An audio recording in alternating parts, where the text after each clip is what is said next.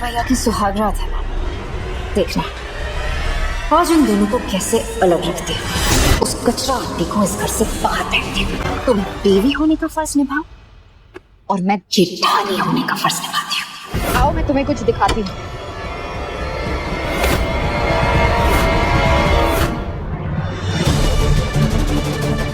देख लो, जिस कमरे पर तुम अधिकार चाहते हो वहां पर हर जगह पर कृतिका है।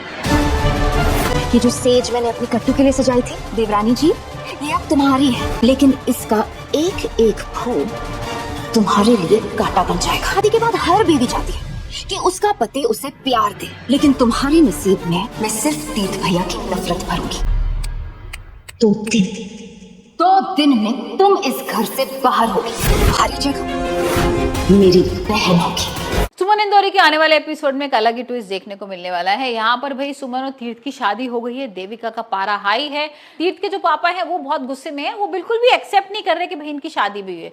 इवन वो तो देविका से बोल भी देते कि भाई कोई जरूरत नहीं है इन लोगों का गृह प्रवेश वगैरह कराने की, और तुम्हें जो करना है वो तुम करो।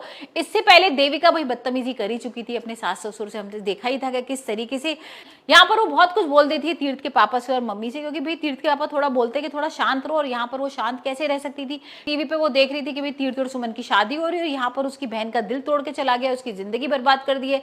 सिर्फ 4 फेरे करके ही भाई तीर्थ भाग गया था सुमन के पास। ये सारी चीजों को देखते हुए देविका बहुत गुस्से में थी और उसने बहुत कुछ बोला था सास ससुर को। लेकिन आने वाले एपिसोड में हम देखने वाले हैं कि वो किस तरीके से पैर वैर छू के हाथ वाथ जोड़ के अपने सास ससुर से माफी मांग रही है, और यहाँ बोल रही है कि उससे गलती होगी और मुझे ऐसा नहीं करना चाहिए था। मैं अपनी बहन के प्यार में इतना डूब गई थी कि सारी चीजें भूल ही गई, और यहाँ पर वो माफी वगैरह मांग के भाई उसको माफ तो कर ही देते हैं।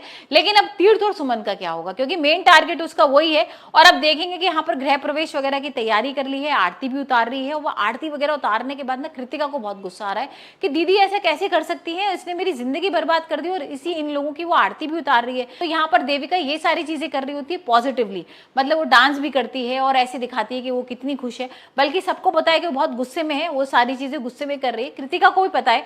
कृतिका आती है और जोर से ना थप्पड़ मार देती है देविका पर, बोलती है कि आपकी कैसे हिम्मत हो गई दीदी, आपको पता है मेरी दुश्मन है, यहाँ पर मैं तीर्थ से इतना प्यार करती हूँ और उसने मुझे छोड़कर इससे शादी कर ली और आप उन्हीं का गृह प्रवेश करा रही हो, उन्हीं की आरती कर रही हो, कैसे कर सकती हो आप। ये सारी चीजें करके कृतिका को इतना गुस्सा आता है कि वो भाग जाती है, और यहाँ पर वो भागेगी ब्रिज के ऊपर चढ़ जाएगी। अब देखते हैं कि किस तरीके से तीर्थ और देविका उसकी जान बचाएंगे, क्योंकि भाई वो सुसाइड करने की कोशिश करेगी।